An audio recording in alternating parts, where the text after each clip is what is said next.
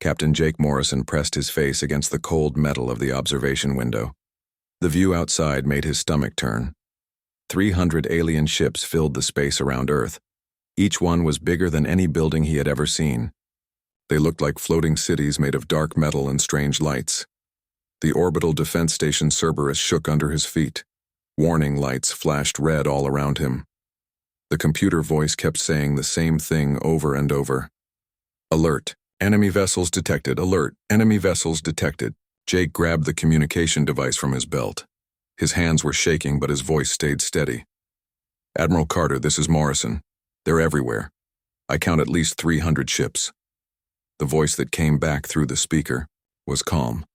Admiral Lisa Carter had been fighting wars for 20 years. She had seen bad situations before, but nothing like this. Copy that, Jake. We see them too. How long until they reach firing range? Jake looked at his instruments. The numbers were not good. 10 minutes, maybe less. These things are fast. Hold your position. We're sending everything we have. Through the window, Jake could see the Earth Defense Force ships moving to meet the aliens. Admiral Carter's flagship, the battlecruiser Defiance, led the charge. It was a good ship with good people, but it looked tiny next to the alien vessels. The alien ships had a name. They called themselves the Zephyrians. Jake had read the reports. The Zephyrians thought humans were too dangerous to live. They said humans grew too fast and fought too much. Today they came to fix that problem. Commander Ryan Brooks was already in his fighter racing toward the enemy. His voice crackled over the radio. Cerberus Station, this is Lightning Squadron. We're going in. Jake watched the small human fighters streak past his window. There were 50 of them. Against 300 alien ships, it looked like a joke. But the pilots were not laughing. They knew what would happen if they failed. Lieutenant Amy Walsh coordinated the attack from the ground. Her voice was steady as she called out targets. Missile batteries Alpha through Delta, fire on my mark, mark. Hundreds of missiles launched from Earth's surface. They climbed through the atmosphere like bright stars. Jake held his breath as they reached the alien ships. The explosions lit up space like fireworks. When the light faded, the alien ships were still there, not even scratched. Colonel Steve Martinez commanded the ground defenses. His voice was getting desperate. Direct hits on multiple targets, no visible damage. Repeat, no visible damage. The Zephyrian ships began to fire back. Their weapons were different from human weapons. Instead of explosions, they sent out beams of purple light. When the beams hit human ships, the ships just stopped working. They went dark and started to drift. Commander Brooks's voice came over the radio again, but now he sounded worried. Lightning leader to all units. Their shields are too strong. Our weapons aren't getting through. Jake watched the one-sided battle from his station. Human ships were dying everywhere. The Defiance was still fighting, but alien ships surrounded it. Admiral Carter was trapped. Then something new happened. The largest alien ship, bigger than all the others, moved toward Earth. It positioned itself between the planet and the sun. A voice spoke through every radio and television on Earth. The voice was cold and mechanical. Humans of Earth. I am supreme. Commander Velthar of the Zephyrian fleet. Your species has been judged a threat to galactic peace. You expand too quickly. You fight too often. You create weapons too powerful. This cannot continue. Jake listened to the alien's words. Around him, the crew of Cerberus Station stopped working. They all stared at the speakers. We have come to end this threat. You have 6 hours to surrender unconditionally. Lay down your weapons. Submit to our authority. If you do this, some of you may be allowed to live as servants. If you do not, we will destroy every human in existence. The transmission ended. Silence filled the station. Jake looked around at his crew. They were good people. Engineers, technicians, soldiers. They had families on Earth. They had children who would never grow up if the aliens won. The silence broke when another voice came through the speakers. This time it was a human voice. President Helen Davis was speaking from the White House. Citizens of Earth, you have heard the alien ultimatum. They expect us to surrender. They expect us to beg for mercy. They expect us to mourn our fate and submit like beaten dogs. Jake found himself standing straighter as the president continued. They are wrong. Humanity has never surrendered to tyrants. We have never bowed to bullies. We will not start now. If we must die, we will die as free. Humans among the stars. I am activating Protocol Phoenix. All military units prepare for final operations. Jake had heard of Protocol Phoenix. Everyone in the military had heard rumors. It was supposed to be the ultimate backup plan. The thing they would only use if Earth was truly lost. He had never believed it was real. Admiral Carter's voice came back on the radio. All units, this is Admiral Carter. You heard the President. Phoenix Protocol is now active. Begin Phase 1 immediately. Jake didn't know what Phase 1 meant, but he knew it was better than surrender. He turned to his crew. You heard the orders. Whatever happens next, we're not going down without a fight. Outside the window, the alien ships waited. They thought Earth would mourn its fate. They thought humans would cry and beg and surrender. They were about to learn how wrong they were. Dr. Marcus Webb ran through the underground corridors of Colorado Mountain Base. His security badge bounced against his chest as he hurried toward the command center. 20 years of his life had led to this moment. 20 years of secrets and lies in preparation for a day he hoped would never come. The blast doors opened as he approached. Inside, dozens of technicians worked at computer stations. Giant screens showed maps of the solar system with thousands of red dots scattered throughout. Each dot represented something the public had never known existed. Sir, we're receiving activation codes from all Phoenix sites, said Lieutenant Commander Paul Griffin. He was young for his rank, but he had been part of the program since the beginning. New Horizon reports ready for Phase 2. All escort vessels are standing by. Dr. Webb nodded and moved to the central console. His fingers danced across the keyboard, entering codes he had memorized years ago. Begin revelation sequence. Let them see what we've really been doing out there. Captain Nicole Torres floated in the command center of New Horizon. The massive ship had been disguised as an asteroid mining platform for 5 years. Now it was time to show its real purpose. Behind her, 50,000 people slept in cryogenic pods. They were teachers, doctors, engineers, artists. The future of humanity if Earth fell. Engineering, this is the captain, she said into her headset. Prepare to drop camouflage. All departments report readiness status. The replies came back quickly. Everyone knew their job. They had practiced this 1,000 times in simulation. But this was not a drill. Stealth systems offline in 3, 2, 1 mark. The rocky exterior of the asteroid fell away like a shed skin. Underneath was a gleaming white ship 3 miles long. Solar panels unfolded like wings. Weapon systems emerged from hidden compartments. Communication arrays began transmitting on every frequency. The same thing happened throughout the solar system. What the aliens thought were mining operations and research stations revealed themselves as something else entirely.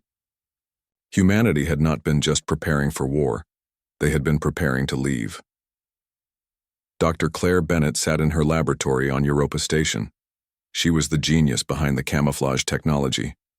Her electromagnetic pulse system had hidden humanity's real fleet for decades.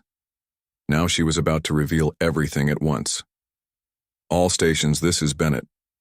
Initiating system-wide EMP in 10 seconds. Hold on to something. The pulse spread out from Europa like a wave. It had no effect on human technology, which was shielded, but it made every piece of hidden human equipment visible to alien sensors. Suddenly, the Zephyrians could see the truth. Supreme Commander Velthar stood on the bridge of his flagship. His 4 eyes widened as the human fleet revealed itself. Where he had expected to find a few hundred ships, there were thousands. Where he had seen asteroid belts, there were mobile cities. Where he had detected research stations, there were military bases. Admiral Krexvon, he said to his second-in-command. What am I looking at? The younger Zephyrian studied the sensor readings. His voice was uncertain. Sir, it appears the humans have been building a second civilization in secret. These ships, some of them are larger than our own vessels. Impossible. Our intelligence said they were primitive, barely capable of interplanetary travel. Our intelligence was wrong, sir. Major Tony Richards led his Special Forces team through the corridors of a captured Zephyrian scout ship. They had taken it during the first wave of attacks before the aliens knew what was happening. Now they were downloading everything from its computers. Navigation data secured, reported Sergeant Lisa Morgan. These star charts show the location of every Zephyrian colony within 50 light years. Copy that. Keep downloading. We need to know where their supply bases are. The plan was not to fight the alien ship to ship. Humanity could not win that kind of battle. Instead, they would take what they needed and disappear. The galaxy was big. There was room to hide and grow and plan. Commander Sarah Lewis coordinated the evacuation from Luna Base. Thousands of transport ships ferried people from Earth's surface to the hidden fleet. Children, elderly, scientists, soldiers. Anyone who could make it to the pickup points. Shuttle Bay 7 reports full capacity, said her aide. Where do we send the overflow? Redirect to New Horizons' sister ship, Dawn's Promise. Captain Torres can make room. The Zephyrians tried to stop the evacuation. Their ships moved to intercept human transports, but every time they focused on one group, another group slipped away. The humans were not fighting like any enemy the aliens had faced before. Captain Jake Morrison watched from Cerberus Station as the evacuation continued. His job was to buy time. The station's weapons could not hurt the alien ships, but they could provide cover for the transports. Sir, we're getting requests for support from Evacuation Zone Delta, said his weapons officer. Launch everything we have. Keep those transports moving. Morrison knew he would not be leaving with the evacuation fleets. Someone had to stay behind to keep the aliens busy. Someone had to make the sacrifice so others could escape. Admiral Krexvon studied the tactical display. The humans were not behaving according to any known pattern. Species under attack were supposed to gather their forces and defend their homeworld. Instead, the humans were scattering like seeds in the wind. Sir, they're not trying to win this battle, he reported to Velthar. They're trying to survive it. What do you mean? Look at their movements. They're not defending fixed positions. They're saving their people and resources. They're treating this as a beginning, not an end. Velthar felt something he had not experienced in centuries of warfare. Uncertainty. The humans were supposed to surrender by now. They were supposed to accept their fate. Instead, they were acting like this was an opportunity. Dr. Webb looked at the master display. 60% of the hidden fleet had successfully moved to jump positions. The escort vessels were in formation. The colony ships were loaded with people and supplies. In 2 hours, they would all be gone. Sir, we're receiving a message from Admiral Carter, said Commander Griffin. Put it through. Admiral Carter's face appeared on the screen. Behind her, the bridge of the Defiance was filled with smoke and sparks. Marcus, we can't hold them much longer. You need to go now. Lisa, there's still time. Come with us. She shook her head. Someone has to cover your escape. Make sure they remember us out there among the stars. The transmission ended. Dr. Webb closed his eyes for a moment. When he opened them, his voice was firm. All units begin jump sequence. Phase 3 is now active. One by one, the human ships began to disappear. Not destroyed, but gone. Vanished into the darkness between stars. The Zephyrians had come to end humanity's story. Instead, they had forced it to begin a new chapter. Commander Alex Johnson stood on the bridge of the makeshift command ship at Alpha Centauri. 6 months had passed since Earth fell. 6 months of running, hiding, and learning. The scattered human fleets had found new homes among the stars, but they were not content to just survive. Through the viewport, he could see the construction yards. Humans worked alongside captured Zephyrian machinery, building new ships from salvaged parts. They had taken everything useful from the enemy vessels they destroyed and turned it into weapons of their own. Sir, we're getting a transmission from Wolf 359, said his communications officer. Captain Santos reports her raid was successful. They captured another supply convoy. Johnson nodded. Captain Maria Santos commanded the survivors who had reached the Wolf system. Her people had become experts at hitting Zephyrian transport ships. Every captured vessel meant more resources for the human fleets. What about Barnard's Star? Admiral Clark sends his regards. The shipyard raid went better than expected. They Brought back 3 heavy cruisers and a data core with military codes. Johnson smiled. Admiral Peter Clark led the third group of survivors. His people specialized in attacking Zephyrian military installations. Every successful raid made the enemy weaker and humanity stronger. The secret to their success was simple. The humans did not fight like the Zephyrians expected. They did not build bases and defend them. They did not announce their attacks with formal declarations. They struck fast, took what they needed, and vanished before reinforcements could arrive. Dr. Marcus Webb and Dr. Claire Bennett worked together in the research lab. They had reverse-engineered captured Zephyrian technology and combined it with human innovation. The result was something neither species had possessed alone. "The communication array is ready," Bennett announced. "We can now talk to any human, group within 100 light-years instantly." Webb activated the system. Suddenly, voices filled the room from dozens of different star systems. Human survivors who had been isolated for months could finally coordinate their efforts. "This changes everything," Webb said. "Now we can plan operations across the entire region."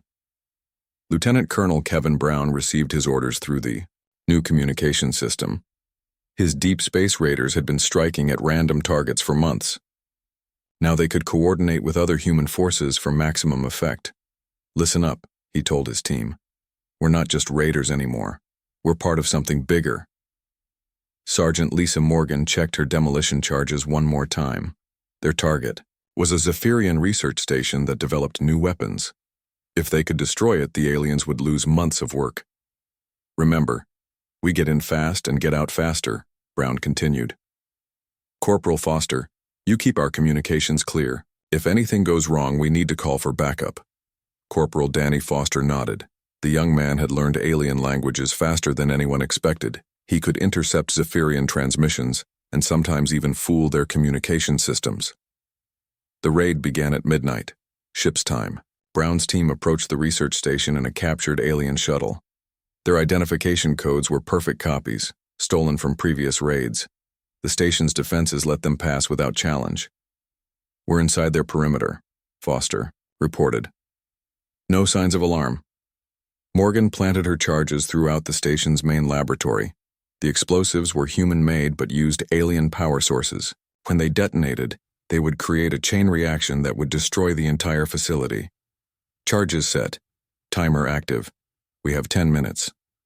The team moved to their secondary objective.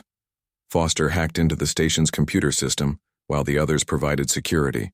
Within minutes, he had downloaded terabytes of data about Zephyrian weapons research. "Got it, let's go." They were back in their shuttle with 2 minutes to spare. The research station exploded behind them, taking 6 months of alien weapons development with it. But the real victory was the stolen data. It would help human scientists build better defenses against Zephyrian weapons. Admiral Nicole Torres commanded the largest human fleet from her flagship, the rebuilt colony ship New Horizon. She had made a decision that shocked even her own officers. Instead of hiding, she was going to attack a major Zephyrian target. "Admiral, the shipyard is heavily defended," warned Commander Griffin. "They have 50 warships protecting it." "Then, we'll have to be smarter than they are," Torres replied. "Signal the fleet. Begin Phase 1. The human attack did not look like any military operation the Zephyrians had ever seen. Instead of forming battle lines, the human ships scattered in all directions. Some attacked the defensive perimeter. Others went after supply ships. A few targeted communication relays. The Zephyrian commander tried to organize a defense, but he could not predict where the humans would strike next. Every time he moved ships to defend one area, the humans attacked somewhere else. "They're everywhere at once," reported his tactical officer. "I can't establish a defensive pattern." Meanwhile, Torres led a small group of fast ships directly toward the shipyard's main construction facility. While the defenders were distracted by attacks from multiple directions, she struck at the heart of the installation. "All ships, target the main assembly platform. Fire everything you have." The shipyard's main facility exploded in a ball of fire. Years of work and dozens of half-built warships were destroyed in seconds. The Zephyrians had lost not just ships, but the ability to build new ones quickly. The human fleet vanished as quickly as it had appeared. They left behind burning wreckage and confused enemies. The message was clear. Humanity was no longer running. They were hunting. Supreme Commander Velthar studied the reports from the past 6 months. Every week brought news of another raid, another defeat, another facility destroyed. The humans were not behaving like refugees, they were acting like predators. Admiral Krexvon, explain to me how 50,000 scattered humans are causing more damage than entire enemy fleets. Krexvon looked uncomfortable. Sir, they don't fight like any species we've encountered. They don't defend territory. They don't follow military conventions. They adapt to every situation. And our forces? Demoralized, sir. The troops expected to be occupying Earth by now, not chasing ghosts through space. Velthar realized they had made a terrible mistake. They had not destroyed humanity. They had transformed it into something far more dangerous. The humans were no longer bound by the need to protect their homeworld. Now they could strike anywhere, anytime, with nothing to lose. Dr. Bennett made another breakthrough in her laboratory. She had discovered something interesting in the captured Zephyrian data. The aliens were not the galaxy's rulers. They were servants of something much larger and more powerful. Marcus, you need to see this, she called to Dr. Webb. The Zephyrians answer to someone else, an organization called the Order of Silence. Webb studied the data. His face grew grave as he understood the implications. If this is true, then Earth was just the beginning. We're not just fighting one species. We're fighting an entire galactic empire. But instead of fear, Webb felt something else. Hope. If there was a galactic empire, then there were other species fighting against it. Humanity was not alone in this war. The survivors were no longer just refugees from a dead world. They had become something the galaxy had never seen before. A free, human civilization with nothing to lose and everywhere to go. 2 years had passed since Earth burned. Admiral Lisa Carter floated in the command center of her flagship, watching the tactical display. The ship was not human-built. It was a captured Zephyrian dreadnought that her people had modified with human technology. They called it Vengeance. Around her, dozens of other ships moved through the darkness between stars. Some were human-made, others were captured alien vessels. A few were strange combinations of both technologies. This was the new human fleet, and it was unlike anything the galaxy had ever seen. Admiral, we have a target, reported Captain Rob Mitchell. He was her weapons expert, a man who had learned to use alien technology better than the aliens themselves. Zephyrian Command Ship Sector 7. Intelligence says it carries Admiral Thexvar. Carter smiled. Thexvar was the Zephyrian who had led the attack on Mars colony. 3,000 humans had died in that battle. Today, he would pay for those deaths. Signal Commander Brooks. Tell him the Void Hunters have a new mission. Commander Ryan Brooks received his orders while floating in space near an asteroid field. His team was different from regular soldiers. They were hunters who specialized in tracking down specific targets. The Zephyrians had learned to fear them more than entire battle fleets. Jenny, what do you have on Thexvar's ship? He asked his navigation specialist. Lieutenant Jenny Adams pulled up the data on her portable computer. Heavy cruiser, crew of 800. It's traveling with 2 escort ships through the Kepler system. They think they're safe because it's deep in their own territory. They're wrong. Rob, what weapons are they carrying? Captain Rob Mitchell had been studying Zephyrian ship designs for 2 years. He knew their strengths and weaknesses better than most aliens did. Standard plasma cannons. Nothing special. But the escorts have new shielding technology. We'll need to be creative. The hunt began 3 days later. Brooks and his team approached the target in a modified scout ship that looked like space debris. The Zephyrians had learned to watch for human vessels, but they did not expect an attack from what appeared to be floating junk. Contact in 10 minutes, Adams reported. They're following the standard patrol route, no deviation. Brooks studied the tactical display. The Zephyrian ships moved in a predictable pattern. They had grown comfortable in their own space. That comfort would be their weakness. Signal the Admiral. Tell her we're beginning the operation. The attack came from 3 directions at once. Brooks hit the command ship from above while two other human vessels struck the escorts from the sides. The Zephyrians tried to respond, but their formation was broken before they could coordinate their defense. Mitchell's weapons found their mark. The escort ships lost power and began to drift. The command ship tried to escape, but Adams had predicted its course. She guided Brooks's ship into the perfect intercept position. "Target their bridge," Brooks ordered. "I want Thexvar alive." The Zephyrian admiral was captured within an hour.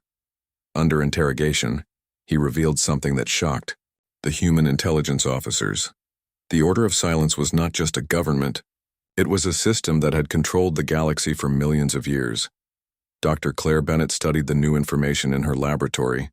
What she learned changed everything humanity thought they knew about their war. "Marcus, look at this," she called to Dr. Webb. "The Order doesn't just rule one species, they control hundreds of them. Any civilization that gets too advanced gets destroyed or enslaved." Webb examined the data. This explains why the Zephyrians were so confident. They thought they were following standard procedure: destroy the dangerous species before it becomes a threat. But there's more. Look at these star charts. There are other species fighting back. The Corvani have been at war with the Order for 300 years. The Jalith Confederacy was destroyed just 50 years ago for refusing to submit. Webb realized what this meant. Humanity was not alone in their fight against the Order. There were potential allies scattered throughout the galaxy, species that had been fighting the same war for generations. Commander Sarah Lewis led the first contact mission to the Corvani homeworld. The journey took 6 weeks through dangerous space. The Corvani were suspicious of any new species, especially one that claimed to be fighting the Order. "Human vessel, state your purpose," came the transmission from the Corvani defense fleet. "We seek alliance against the Order of Silence," Lewis replied. "We know you have been fighting them for centuries. We offer to join that fight." The response took several minutes. When it came, the voice sounded surprised. "You wish to fight the Order? Most species surrender when contacted. How many ships do you command?" "We do not measure our strength in ships," Lewis answered. "We measure it in determination." The meeting with the Corvani leaders was unlike any diplomatic contact in human history. These were not politicians or bureaucrats. They were warriors who had been fighting a losing battle for generations. "Your species is young," said war leader Corveth. "You have been fighting for only 2 years. We have been fighting for 300. The Order is too powerful. They have resources from 1,000 worlds." "Then why do you continue to fight?" Lewis asked. "Because surrender means death. If we must die, we die as free beings." Lewis smiled. "That is exactly what my people said when Earth was attacked." The alliance was formed that day. For the first time in galactic history, 2 species that had been targeted by the Order agreed to coordinate their resistance. The Corvani shared their knowledge of Order tactics. The humans shared their unconventional warfare methods. Captain Paul Griffin infiltrated a Zephyrian diplomatic station in the Vega system. His mission was to find information about the Order's central command. What he discovered was more valuable than anyone had hoped. The station's computers contained detailed maps of the galactic core. At the center of the galaxy, orbiting a massive black hole, was a structure called the Silent Throne. It was the Order's command center, larger than entire star systems and defended by fleets from dozens of species. "This is it," Griffin reported to Admiral Torres. "This is where the Order makes its decisions. If we could destroy this place, we could free the entire galaxy." Torres studied the intelligence data. The Silent Throne was impossibly well defended. No single species had ever attempted to attack it. The very idea seemed insane. "How many ships would we need?" she asked. "All of them," Griffin replied. "Every human vessel, every Corvani warship, every species willing to fight. And even then, our chances would be small." Torres looked at the star charts showing the location of the Silent Throne. It was 26,000 light-years from their current position. The journey alone would take months. The battle would be the largest in galactic history. "Send messages to all human fleets," she ordered. Tell them we're planning something that has never been attempted before. Tell them we're going to attack the heart of the Order itself. The response came back within hours from human commanders across the galaxy. Admiral Carter, Commander Brooks, Dr. Webb, Captain Santos, Admiral Clark, and dozens of others. Their answers were all the same. When do we leave? Supreme Commander Velthar received the intelligence report with growing alarm. The humans were not just raiding anymore. They were building alliances. Species that had never cooperated before were now working together under human leadership. Sir, we have confirmation, reported Admiral Krexvan. The humans have made contact with at least 12 different species. They're coordinating attacks across 17 sectors.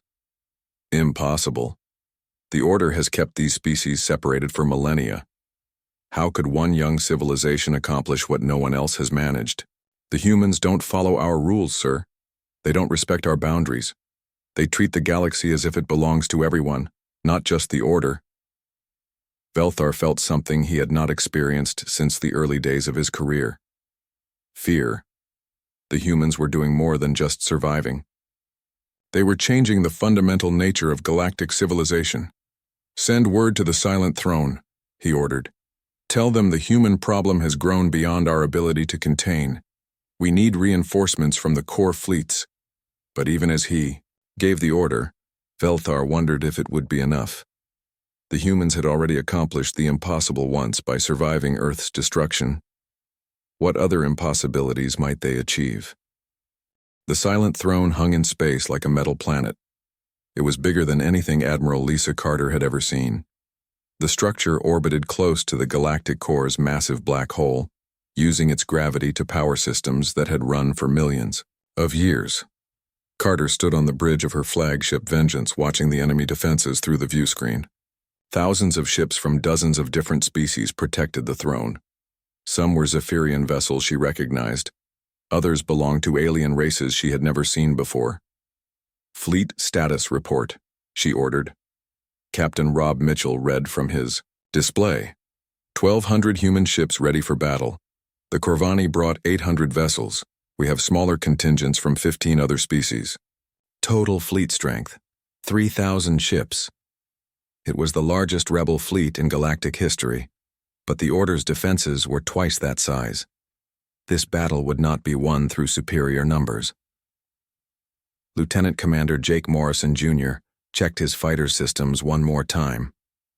He had never seen Earth, but he carried its memory in his heart. His father had died defending Cerberus Station 4 years ago. Today, he would finish what his father started. Lightning Squadron, report status, he said into his radio. The replies came back from 40 other pilots. They were the children of Earth's defenders, raised in the cold depths of space. They had been born for this moment. All pilots ready, sir. Weapons armed and shields at maximum. Morrison looked through his cockpit at the Silent Throne. Somewhere inside that massive structure was the intelligence that had ordered Earth's destruction. Today, that intelligence would pay for its crimes. Dr. Marcus Webb coordinated the attack plan from the command ship New Dawn. The strategy was not his alone. It combined the tactical knowledge of 47 different species, each contributing their unique understanding of warfare. Phase 1 begins in 30 seconds, he announced. All units, remember your assignments. We get one chance at this. The battle began with misdirection. Half the rebel fleet attacked the outer defense perimeter, drawing the Order's ships away from the throne itself. The defenders responded exactly as Webb had predicted, moving to meet what appeared to be the main assault. Admiral Nicole Torres led the real attack force through the confusion.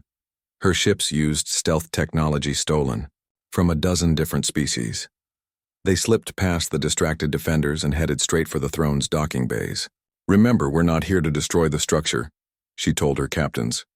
We need to get inside and reach the control center. Commander Ryan Brooks landed his assault ship in one of the throne's smaller docking bays. His team had a specific mission: find and destroy the artificial intelligence that controlled the Order's network. The corridors inside the throne were ancient beyond imagination. The walls were made of materials that no current species knew how to create.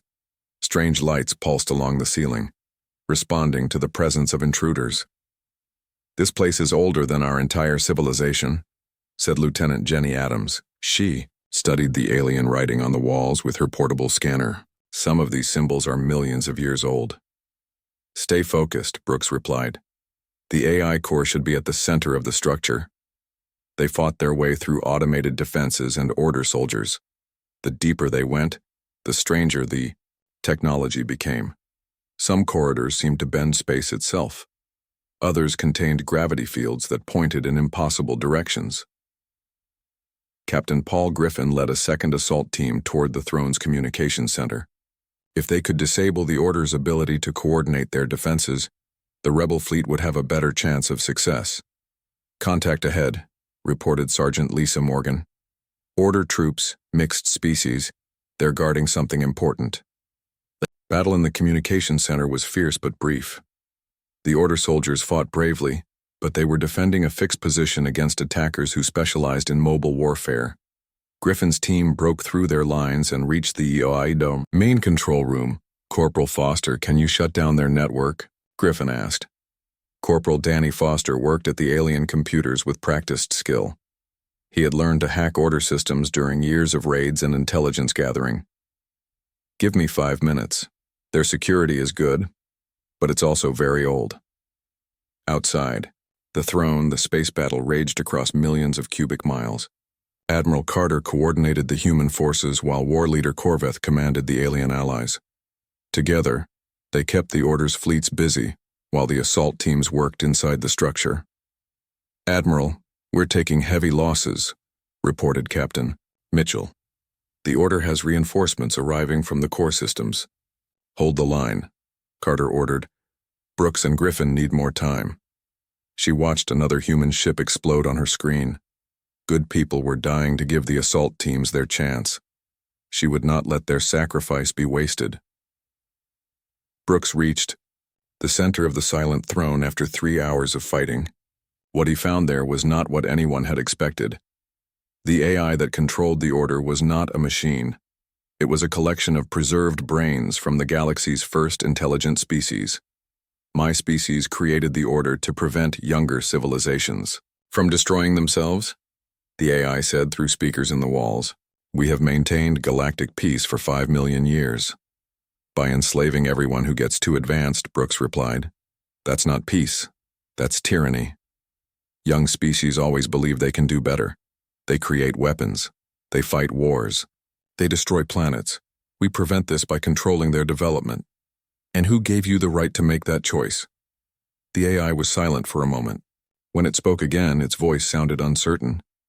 We gave ourselves that right. Someone had to maintain order." Brooks raised his weapon. "Your order ends today." The destruction of the AI core sent shock waves through the Order's entire network. Across the galaxy, enslaved species suddenly found their oppressors confused and leaderless. Ancient control systems failed. Communication networks collapsed. Admiral Torres received the signal that the mission was complete. "All ships begin. Withdrawal. The throne is falling." The massive structure began to tear itself apart as its ancient systems failed. Millions of years of accumulated technology collapsed in minutes. The silent throne, symbol of Order dominance, became a cloud of expanding debris. The surviving rebel ships gathered at a safe distance to watch the end of the galactic empire. Captain Carter stood with her officers on the Bridge of Vengeance, watching history unfold. "What happens now?" asked Captain Mitchell. "Now we go home," Carter replied. "All of us. To whatever worlds we choose to call home." Lieutenant Commander Morrison looked out at the stars. Somewhere among them, humanity would build a new Earth, not to replace the one they had lost, but to honor its memory. The war was over. The order of silence was broken. For the first time in galactic history, every species was free to choose its own destiny among the stars. Dr. Webb sent a message to all human fleets. "Construction of New Earth will begin in the Kepler system. All humans welcome. We go not as conquerors, but as free beings in a free galaxy." Earth was supposed to have been humanity's grave. Instead, It had become the foundation stone of galactic freedom. The humans had not just survived their intended extinction. They had used it to liberate an entire galaxy. The stars belonged to everyone now.